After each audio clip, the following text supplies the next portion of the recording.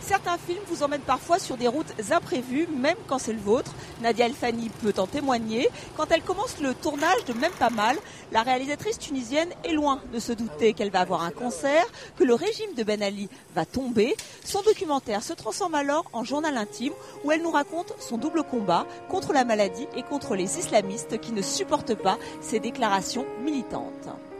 Cellules de crise dans les partis progressistes. C'est trop tard. Les cellules salafistes sont disséminées un peu partout. La chimiothérapie de la Tunisie risque d'être longue. Quand l'intime raconte l'histoire d'un pays, c'est vrai que d'un seul coup on emmène les gens du début à la fin avec cette histoire.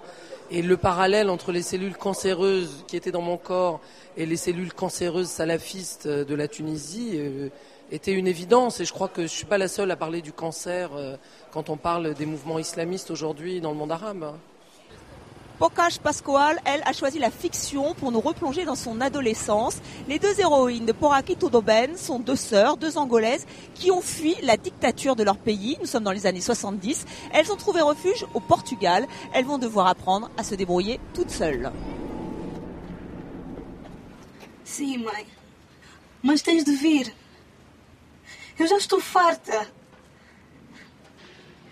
E já tenho saudades. Sim.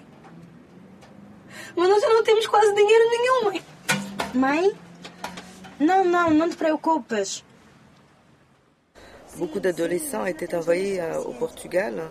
Les parents ne pouvaient pas sortir parce que l'Angola était devenu un pays en dictature. Mais les mineurs pouvaient sortir. Certains, pas tous, ceux qui avaient une vie un peu plus privilégiée. Et donc moi j'ai fait partie de ces adolescents que les parents ont envoyés à Lisbonne pour fuir la guerre et le service militaire, parce que les femmes aussi faisaient le service militaire en Angola. Abaixo neocolonialismo, avante socialismo. A opressão não passará, a opressão não passará. A luta continua até a vitória final. A luta continua.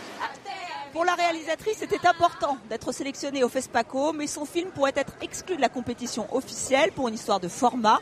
Les organisateurs exigent toujours une coûteuse copie en 35 mm. 3 autres films sont également concernés. La polémique est lancée.